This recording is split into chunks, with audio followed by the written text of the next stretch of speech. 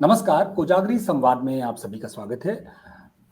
आज जो हम बात करेंगे मोटा मोटा कुछ चीज़ें, जो मैं अगर इसके प्रस्थान बिंदु की बात करूं तो 1992 में फ्रांसिस फुकुयामा ने कहा था कि जो मार्केट इकोनॉमी है वो सभ्यता के विकास की अंतिम अवस्था है।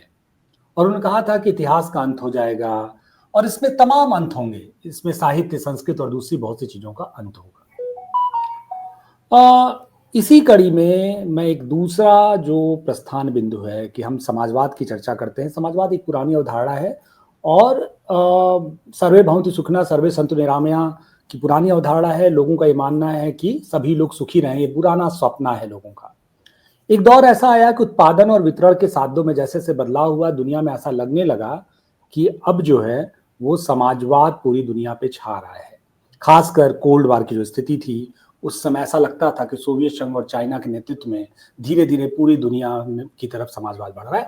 पिछले एक दो दशकों से तीन दशकों से, खासकर यूएसएसआर की कोलैप्स होने के बाद पूरी दुनिया में एक संदेश जा रहा है कि समाजवाद का अंत हो गया। पता नहीं सभ्यताओं का अंत होगा कि नहीं होगा, इतिहास का अंत होगा कि नहीं होगा, लेकिन समाजवाद का अंत दिखने लगा है। इसी विषय पर बात करने के लिए हमारे साथ मर्मज्ञ विचारक और तमाम विषयों पे लिखने पढ़ने वाले नितिन चारवाक जी, जिनका परिचय देने की आवश्यकता नहीं है मुझे लगता है। पिछले कई वीडियो में नितिन चारवाक जी ने अपनी बात से, अपनी चीजों से बहुत शानदार बातें रखी हैं। नितिन चारवाक जी, आपका बहुत बहुत स्वागत है। रुपेश जी, धन्यवाद, आपने दोबारा मौका दिया यहाँ आने के लिए। और आप जो विषय लेकर आए हैं, हमेशा विषय आपके बड़े ज्वलंत होते हैं। कई बार तो सोचना पड़ जाता है कि कहाँ से शुरू करें और कहाँ लेकर जाएं आपके मतलब बात को। और ये आपका समाजवाद एक ऐसी अवस्था में है जिस पर आज की डेट में, आज की तारीख में कोई बात नहीं कर रहा है, सिर्फ समाजवादी पार्टी को छोड़कर, क्योंकि कोई भी समाजवाद में विश्वास नहीं रख रही है। अगर देखा जाए तो पूंजीवादी पार्टी हो चुकी है, समाजवादी नहीं है। खैर, ये एक हम थोड़ा सा पॉलिटिकल बातचीत से थोड़ा शिफ्ट करके बात करें सर, वैचारिक पर नहीं, राजनीति से कोई, वही मैं कह रहा था, ये लाइटली लेना चाहिए इस वाक्य को मेरे, इसको सीरियसली मत लीजिएगा। हम समाजवाद की बात करते हैं। देखिए, समाजवाद की अवधारणा आती कहाँ से, हम शुरू करते हैं, पहले देखते हैं अवधारणा कहाँ से आती, कहाँ से शुरू होता समाजवाद। अपने सवाल को नितिन भाई थोड़ा सा मैं बढ़ाना चाहूंगा। मुझे लगता है कि चर्चा को थोड़ा खोलने की जरूरत है ताकि आपके विचार भी खुल के इस पे आ पाए। एक्चुअली में क्या है कि आज के डेट में हर पार्टी या हर विचारधारा कोई भी समाजवाद को खारिज नहीं करता है। अगर देखा जाए तो भारतीय जनता पार्टी भी खुद को समाजवादी मूल्यों के साथ ही एकीकृत करती दिखाई पड़ती है। कांग्रेस हो चाहे कोई भी पार्टी हो, इवन अपने देश के संविधान में भी समाजवाद शब्द जुड़ा हुआ है। और हर आदमी, इवन कहा जाता है, मेरे बहुत से साथियों ने बताया जो खासकर यूरोप में नौकरियां करते हैं या पश्चिमी देशों में नौकरियां करते हैं, वो लोग कहते हैं कि यूरोप की जो एक तरह से राइट विंग पार्टियां हैं या राइट विंग जो संगठन है, वो भारत के समाजवादी पार्टियों से ज्यादा लिबरल है या ज्यादा जनता के प्रति उन्मुख है। अच्छा है क्या हम समाजवाद का दावा करें, नितिन चारवाक भाई, शुक्ला जी, ओझा जी, वर्मा जी, निषाद साहब, सब लोग कहें हम समाजवादी हैं, खान साहब, उनको भी ले लेते हैं ना, तो सब लोग कहें हम समाजवादी हैं, लेकिन लेना देना नहीं है व्यक्तित्व में कोई इस तरह का। अब सीएन जोट करके एक बहुत बड़े विचारक थे, वो कहा करते थे कि socialism is like a hat that has lost his shape because everyone wears it. समाजवाद एक ऐसी टोपी की तरह है जिसका आकार भंग हो चुका है क्योंकि हर आदमी इसको पहनना चाहता है या पहनता है। कोई भी आदमी से पूछ लीजिएगा तो वो विवेकानंद भी खुद को समाजवादी कहते हैं, भगत सिंह भी कहते हैं, किताब लिखते हैं कि मैं समाजवादी क्यों, गांधी भी कहते हैं समाजवादी, नेहरू भी समाजवादी कहते हैं, दीनदयाल जी भी समाजवादी कहते हैं, अटल जी भी समाजवादी कहते हैं। बड़ा संकट है चारवाक साहब।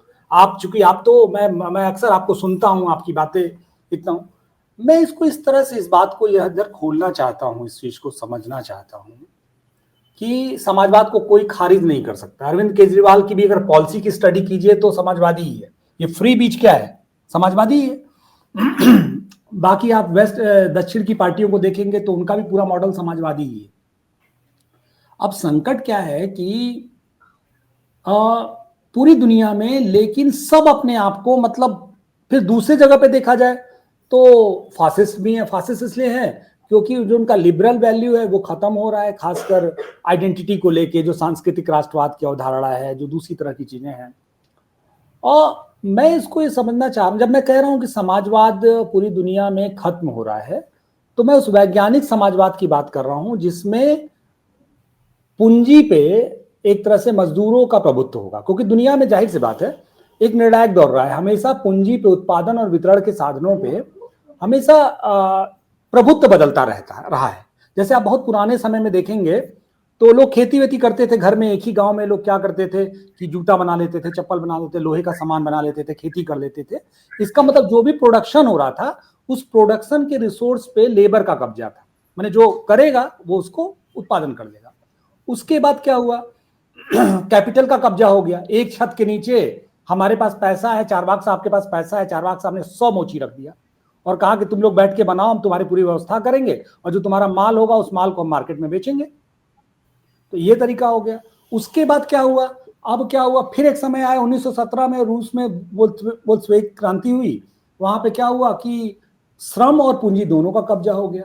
आज आईटी का दौर है तो सिर्फ मेधा का कंट्रोल है। मतलब ऐसा होता है अपने जीवन में एक सामान्य दरिद्र परिवार का बच्चा भी अपने जीवन में अपनी मेधा के बल पे दुनिया का सबसे सफल व्यक्ति बन सकता है। ये मेधा का है क्योंकि प्रोडक्शन के रिसोर्स पे उसका कंट्रोल है। मैं इसको ये समझना चाहता हूं कि दुनिया में एक ख्वाब था कि स्टेट पे कब्जा मजदूरों का हो, स्टेट पे कब्जा श्रम का हो। इसी सपने को देख के चीन में माओ की क्रांति हुई छोटे किसानों के नेतृत्व में, रूस में जो है वो मजदूरों की क्रांति हुई और पूरी दुनिया में इस तरह की क्रांति हुई। क्या ये सपना अब मतलब धीरे धीरे ये धारणा बनती जा रही कि हर आदमी जीवन में चाहता है एक डेमोक्रेटिक सेटअप, ऐसा लगने लगा है। हम आप भी ये चाहते हैं कि यार एक ऐसी सरकार हो जहां बढ़िया सड़क मिले, बढ़िया सिस्टम मिले, बढ़िया चीजें मिले और भले जो है हमको 2 रुपया ज्यादा खर्च करना पड़े। सुविधाएं लोग चाहने लगे हैं, वो बराबरी वितरण, इस तरह की चीजों तो थोड़ी दूरी बनने लगी है। इस पे बेसिकली सर थोड़ा मैं चाहता हूं कि आप अपनी बात रखें। मैं थोड़ा लंबा बोल दिया, मुझे माफ करें, और चूंकि जाहिर सी बात है कि तो आप इस पे अपने विचार रखें प्लीज। रुपेश जी, आपने जो सबसे आखिर में कहा वो बहुत इंपॉर्टेंट है। देखिए, आप गांव में चले जाइए कहीं भी, मैं तो बहुत ट्रैवल करता हूं, आप जानते हैं, और मैं ट्रैवल कोई बहुत बड़े शहरों में या पिकनिक स्पॉट्स या वो जो पर्यटन वाले स्थल होते हैं उनमें नहीं करता हूं। आप जानते हैं कि मैं छोटे छोटे टाउन्स में जाता हूं, मैं उन जगहों पर जाता हूं जहां पर शिक्षा के केंद्र होते हैं, और वो चित्रकूट भी हो सकता है जो कि एक बहुत छोटा सा टाउन है, वो बांदा भी हो सकता है। बहुत जगहों पर जाता हूँ। मैंने एक चीज, मेरा क्योंकि नेचर है ऑब्जर्व करना, मैं बस में भी चलता हूँ, मैं कार में भी चलता हूँ, मैं ट्रेन में भी चलता हूँ, तो मैं देखता हूँ कि मैं आपको एक छोटा सा किस्सा बताता हूँ। अभी मैं कुछ दिन पहले बिलासपुर जा रहा था, तो लखनऊ से एक ही ट्रेन चलती है बिलासपुर जो जाती है, गरीब रथ करके है, और वो यहाँ से 2-2:30 बजे चलती है। मैं उसमें बैठा हुआ था और ये पूरी की पूरी ट्रेन जो है वो 3rd AC है। उसमें कहीं पर, हाँ, उसमें कोई जनरल का डिब्बा नहीं है और कोई और नहीं है, मतलब सिर्फ पूरी ट्रेन ही 3rd AC है। तो मैं भी, मुझे बिलासपुर तक जाना था तो मैंने वही ट्रेन ली, क्योंकि वरना रायपुर होके जाना पड़ता है, उल्टा पड़ता है अगर बाय एयर जाते हैं तो मैं उसी ट्रेन से जा रहा था। मेरे ठीक सामने एक फैमिली बैठी हुई थी और वो लोग टिफिन लेकर अपना ट्रैवल कर रहे थे। टिफिन में एक अच्छी तरह मिडिल क्लास फैमिली एक लग रही थी। मोबाइल वगैरह भी सब अपना यूज कर रहे थे, जैसा कि देखा मैंने। और उनके जो बातचीत थी उसमें थोड़े बहुत इंग्लिश के भी शब्द आ रहे थे, बहुत अच्छे से नहीं इंग्लिश के शब्द आ रहे थे, उच्चारण थोड़े गलत थे, लेकिन ठीक था। मतलब ये देख के लग रहा था कि एक मिडिल क्लास फैमिली अपना कहीं ट्रैवल कर रही है। ऐसे ही बगल में वो व्यक्ति बैठा था, उसने मुझसे 2 मिनट के लिए मेरा चार्जर मांग लिया कि आपके चार्जर से चार्ज कर लूं। मैंने कहा कर लीजिए। वो करने लग गया। तो बातों बातों में ऐसी बातें होने लग गई कि कहाँ जा रहे हो, तो उसने कहा हम भी बिलासपुर जा रहे हैं, ये वो। अचानक से मेरे, पता नहीं, वैसे तो मुझे नहीं पूछना चाहिए था, लेकिन मैंने पता नहीं किस भाव से ये आया सवाल। मैंने कहा आप क्या करते हैं? तो उसने मुझे जो कहा आप सुन के चौंक जाएंगे। उसने कहा कि हम बिलासपुर के मजदूर हैं जो कि यहाँ लखनऊ में मजदूरी करते हैं, और ये हमारा पूरा परिवार है, सबके सब हम लोग मजदूर हैं। तो अब मतलब इतना ज्यादा विरोधाभास था उस चीज में कि कहाँ मैं सोच रहा था कि मिडिल क्लास लोग हैं, इस तरह के हैं, उस तरह के हैं, और कहाँ वो लोग मजदूर निकले। मैंने कहा कौन सी मजदूरी? वही मजदूरी जो हम लोग देखते हैं, घर बनाना, मकान बनाना, ये सब जो होता है। बोले जी हम वही मजदूरी करते हैं, और हमारे बच्चे बिलासपुर में पढ़ रहे हैं, और हम क्योंकि हमारा एक पीरियड होता है 3-4 महीने का, हम काम करते हैं, उसके बाद हम घर चले जाते हैं। तो बड़ी ये खूबसूरत बात आप करते हैं। यही सब आपको मैं सुनता हूं तो बड़ा मजा आता है। आप बताइए, वो 600, 700, 800 रुपया मजदूरी है एक दिन का जी। अब एक परिवार में अगर 5 लोग हैं तो 4500 रुपया लेके जा रहा है। जी, 4500 रुपए प्रतिदिन के हिसाब से उन्होंने 3 हाँ। महीने काम किया, उसमें जो खर्चा हुआ वो हुआ, उसके बाद जो बचा हुआ है वो लेके अपने घर जा रहे हैं। हाँ, वो अब देखिए 5 लाख रुपए खूबसूरती, लेके 4 लाख रुपए लेके जा रहा है। जी, अब देखिए कहां समाजवाद रह जाता है, क्योंकि हम्म, वो भी सुविधा चाहते हैं, वो थर्ड एसी से जिसमें मैं ट्रेवल कर रहा हूं उसी में वो भी ट्रेवल कर रहे हैं। देखिए यहाँ पे समरसता वैसे भी आ गई, समाजवाद फिर आ गया एक तरफ देखा जाए। दूसरी तरफ हम्म, पूंजी भी है, वो कमा रहे हैं, कमा के मैंने उनसे पूछा, मैंने कहा अपने बच्चों हम्म, को आप इसी काम में रखेंगे? बोले नहीं, हम लोग पढ़े नहीं थे, हमारे बच्चे हम्म, पढ़ रहे हैं और वो बच्चे पढ़ के पढ़ने वाला कोई काम करेंगे जो कि पढ़ाई लिखाई से, क्योंकि ये मेहनत का काम है, बहुत ज्यादा मेहनत का काम है और उनकी परवरिश उस माहौल में नहीं हुई है जिसमें वो टफ बन सके। हमारी जब परवरिश हुई, उसने बहुत अच्छी बहुत साइंटिफिक बातें कही उस व्यक्ति ने। उसने कहा कि मैं जब मेरी मदर जाती थी मजदूरी करने तो मुझे ले जाती थी साथ में, मैं छोटा था, और वहीं पर मुझे टोकरी में बिठा देती थी, मैं धूप में तपता रहता था, खाने के समय मुझे खाना मिल जाता था। तो मेरी मेरी जो बनक है, मेरा स्ट्रक्चर है वो उतना टफ हो चुका है, मेरे बच्चों का स्ट्रक्चर उतना टफ नहीं है।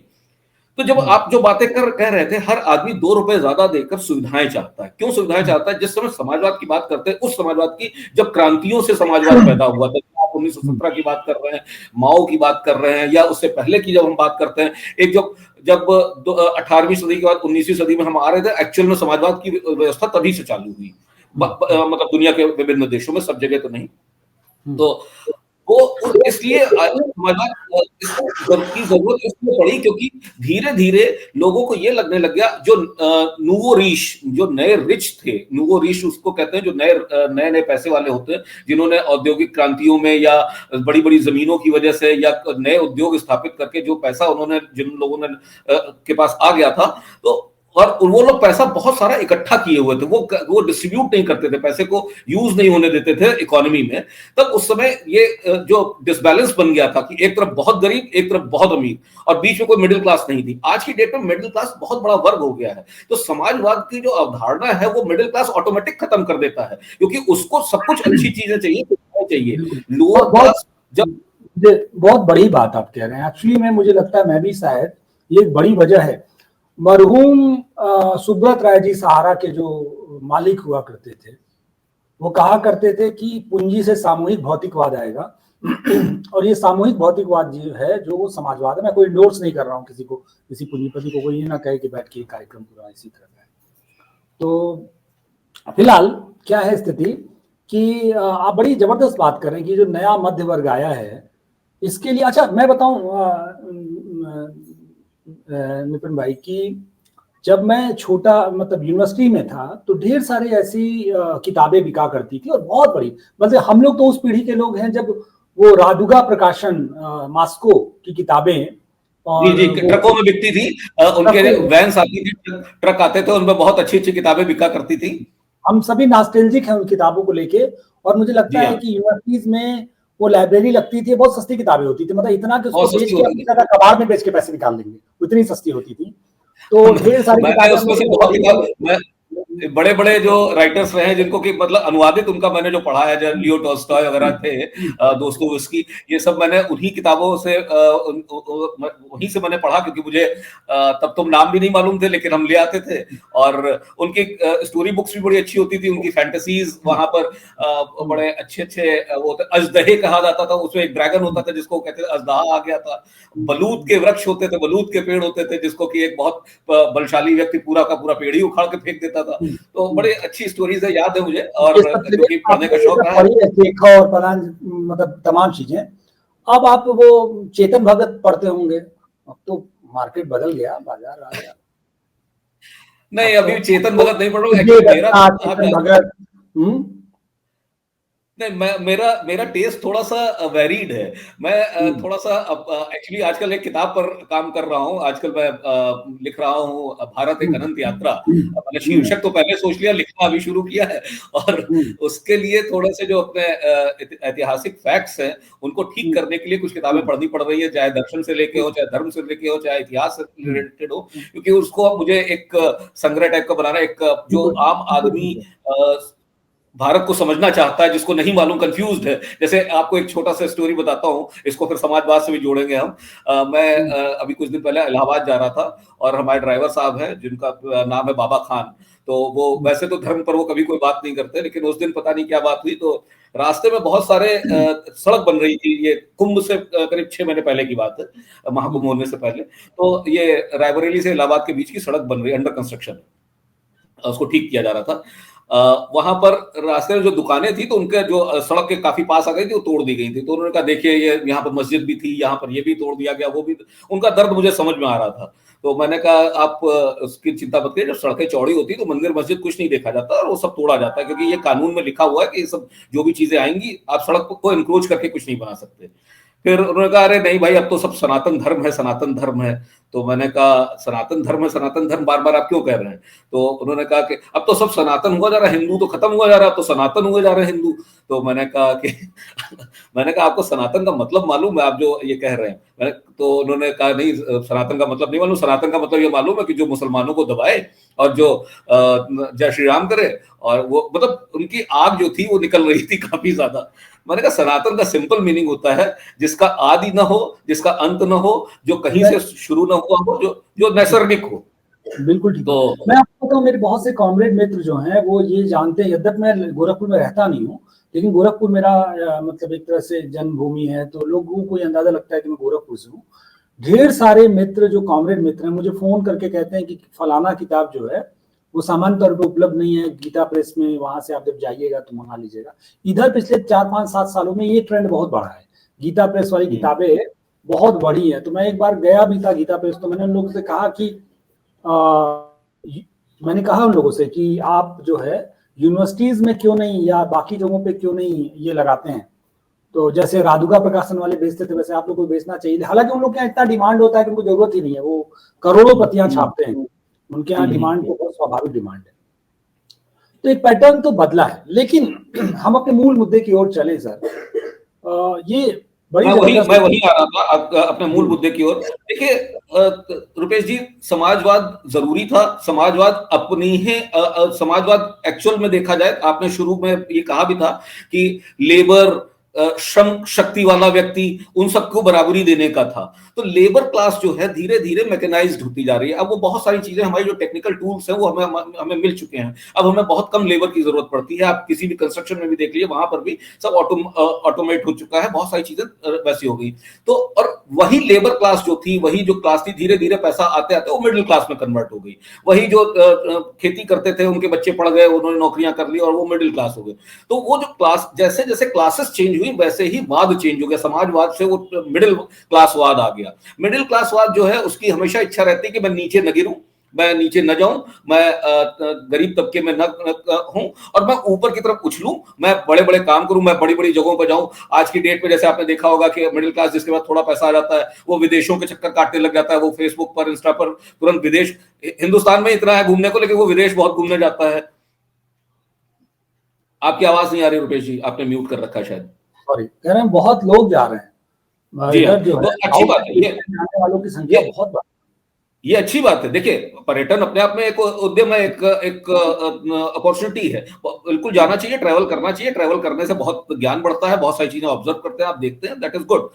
मेरा कहने का मतलब ये पूंजीवाद नहीं है, ये पूंजीवाद नहीं है ये, लेकिन ये समाजवाद भी नहीं है। क्योंकि अगर आप इसको अगर कहें कि ये पूंजीवाद की तरफ, मतलब लोग विदेश जा रहे हैं या देश में ही ट्रैवल कर रहे हैं या छुट्टियां मनाने जाते हैं, तो इसमें कहीं पूंजीवाद की बात नहीं है। ये तो अच्छी बात है, ये तो एक को है, लेकिन ये, हाँ डेफिनेटली ये समाजवाद भी नहीं है। आपने कहा कोई पार्टी, मैं इसको खत्म कर लेता हूं, कोई भी पार्टी पल्ला नहीं झाड़ना चाहती समाजवाद से। क्यों नहीं समाजवाद से? क्योंकि अभी हर पार्टी का एक कोर या एक हिस्सा उस तबके से जुड़ा हुआ है जो सचमुच गरीब है, जो श्रम देता है, श्रम करता है। तो वो कैसे पल्ला झाड़ ले, चाहे वो बीजेपी हो चाहे और पार्टीज हो, उनको अल्टीमेटली उसके साथ अभी रहना है, क्योंकि वो वोट, उनका वोट बैंक है। तो पार्टियों का राजनीतिक जो उनकी महत्वाकांक्षाएं हैं, उस चक्कर में इनको रहना पड़ेगा। तो उस पर हम नहीं बात करते, क्योंकि पॉलिटिशियंस और पॉलिटिकल सिस्टम की जो एनालिसिस होती है कि कब समाजवादी रहना है, कब क्या रहना है, वो एक डिफरेंट चीज है जिस पर हम डिस्कस नहीं कर सकते। लेकिन हाँ ये जरूर है,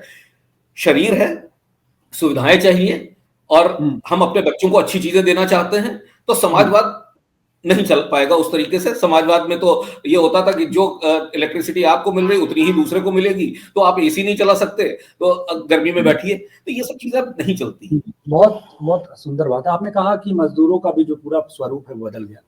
मैं थोड़ा इसको समझना चाहता हूँ। भविष्य एआई का है। अब क्या होगा कि मान लीजिए कि पहले माओ ने क्या किया कि इकट्ठा किया छोटे किसानों को, कहा जो ये जो पेटी बुर्जुआ है, जो छोटे किसान हैं, जो एक तरह से सीमांत जो किसान है उनको इकट्ठा करेंगे। फिर क्या हुआ कि मजदूरों को इकट्ठा किया मार्क्स ने। ये एआई के दौर में जो मजदूर हैं वो तो सब कंप्यूटर वाले हैं, कंप्यूटर पे काम करते हैं, तो उनको कैसे इकट्ठा होगा? फिर क्रांति कैसे होगी? फिर समाजवाद कैसे आएगा? प्रोदा ने बहुत पहले कह दिया था प्रॉपर्टी इज थेफ्ट, संपत्ति जो है चोरी है, आपके पास कुछ भी है सब चोरी ही है। कहीं ना कहीं आपने मजदूरों का माल खाया है, मजदूरों का आपने पैसा हड़पा है, मजदूरों का श्रम चोरी किया है, उनके समय में कटौती से कुछ ना कुछ किया है। माने माल का मामला ही है चोरी से। ये प्रोदा ने बहुत पहले कहा था। ये उनकी अवधारणा है, जिन्होंने जो कहा है रुपेश जी, जिन्होंने जो कहा है उन्होंने उस तबके को खुश करने के लिए कहा है, बाकी और अपनी दुकान चलाने के लिए कहा है। किसी ने इसलिए नहीं कहा है कि वो सचमुच में हो रहा है। अगर आप देखा जाए, और आप सही कह रहे हैं, आप जो कह रहे हैं मैं इसको एकदम सर आंखों पे। लेकिन मैं अब इस पे ये कहूंगा कि थोड़ा अंतिम सवाल मेरा कि ये जो एआई के मजदूर हैं जिनका बहुत शोषण हो रहा है, होता भी है, मतलब ये भी सच्चाई है शोषण होता है, लेकिन वो अपने आप को मजदूर मान ही नहीं रहा है। आप मजदूर, श्रम शक्ति और इस तरह के नामों का उपयोग न करें तो ठीक है, क्योंकि वो नाम बदलते रहते हैं। जैसे जैसे युग बदलता है वैसे नाम बदलता है। आज की डेट में आप उनको प्रोफेशनल कहते हैं, तो वो है मजदूर ही, लेकिन वो प्रोफेशनल कहलाते हैं, क्योंकि अगर आप मजदूर कहेंगे तो उनकी बेइज्जती हो रही है। मजदूर वो थे जो पहले पुराने टाइम में थे, जो खेतों में काम करते थे, कंस्ट्रक्शन का काम करते थे। अभी प्रोफेशनल्स हैं, उनको रियलाइज, देखिए ना उस समय के मजदूर को रियलाइजेशन था कि वो मजदूर है, ना आज के मजदूर को रियलाइजेशन कि वो प्रोफेशनल हो गया है। लेकिन अच्छा, भविष्य क्या है? भविष्य वही है, जैसा देखिए काम तो करना ही पड़ेगा। समाज पहले भी वही था, आज भी वही है। कुछ लोग होते हैं जो सिस्टम को चलाते हैं, जो सोसाइटी को चलाते हैं, वो सबसे ज्यादा टैक्स भी पे करते हैं। आज की डेट में आप क्या समझते हैं? अक्षय कुमार 700 करोड़ टैक्स देता है, अनिल अंबानी, मुकेश अंबानी, अडानी, ये जो टैक्सेस देते हैं, इससे आपकी इकोनॉमी चलती है। आप कितना इनकम टैक्स देते हैं? अगर बड़ी खुशी की बात हुई कि 12 लाख रुपए पर सीतारमण मैडम ने इनकम टैक्स माफ कर दिया। कौन सी बड़ी बात कर दी? 3% लोग इंडिया में सिर्फ इनकम टैक्स देते हैं, 3-3.5% लोग। अगर वो नहीं देंगे तो उससे कोई इंडियन इकोनॉमी नहीं चल जाएगी, क्योंकि वेल्थ टैक्स जो कि जब ये जो 97% लोग हैं जो टैक्स के दायरे में नहीं आते हैं, ये अपने आप को नहीं मानते हैं श्रम शक्ति। मैं ये इसको समझना चाहता था। मतलब मैं ये जी देखिए 97% में से पहली बात तो ये है, जी सॉरी, पहली बात तो ये है, करीब 20-30% तो ऐसे हैं जो जानबूझ के नहीं देते हैं, जिनको देना चाहिए टैक्स। पहले तो उनको निकाल लिया। अब उसके बाद जो बचे 70% या 60% जो लोग बचते हैं, वो श्रम शक्ति है, उनको आप श्रम शक्ति कह सकते हैं। और उनसे वैसे नहीं तो आप इनडायरेक्ट टैक्सेस लेते हैं, आप 45% तो इनडायरेक्ट टैक्सेस ले ही रहे हैं उनसे। तो ऐसा नहीं है, कोई टैक्स के दायरे के बाहर नहीं है। और बिना टैक्सेस के, बिना पूंजी के, बिना चीजों के आपको सुविधाएं नहीं मिलती। आपको जो एक्सप्रेस वे मिल जाता है तो आपको बड़ा आनंद आता है कि आप 100 किलोमीटर 1 घंटे में हो जाएगा, और वही आपको सादी सड़क पर जब चलाया जाता है तो आपको मालूम 60 किलोमीटर में भी 1.5 घंटा लग जाएगा।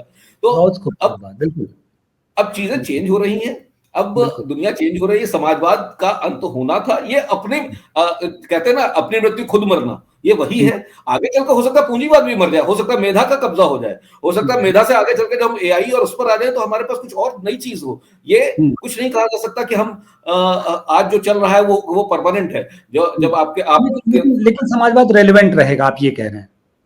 रेलेवेंट तो रहेगा। खत्म का मतलब देखिए, स्वरूप चेंज कर सकता है, इररेलेवेंट नहीं हो। हाँ, जाहिर सी बात है, समाजवाद चूंकि एक सपना है और सपने मरा नहीं करते हैं, अटल जी की कविता है। लेकिन ये जाहिर सी बात है, कोजागरी में जब हम बात करते हैं तो आपको जवाब मिले ना मिले, हम सवाल जरूर छोड़ देते हैं अपने पीछे। और ये शायद यही हम लोग की खुद की भी प्रासंगिकता है। और नितिन भाई ने बहुत शानदार तरीके से बदलते हुए मध्य वर्ग के चरित्र को इस पूरी चर्चा में सामने लाया।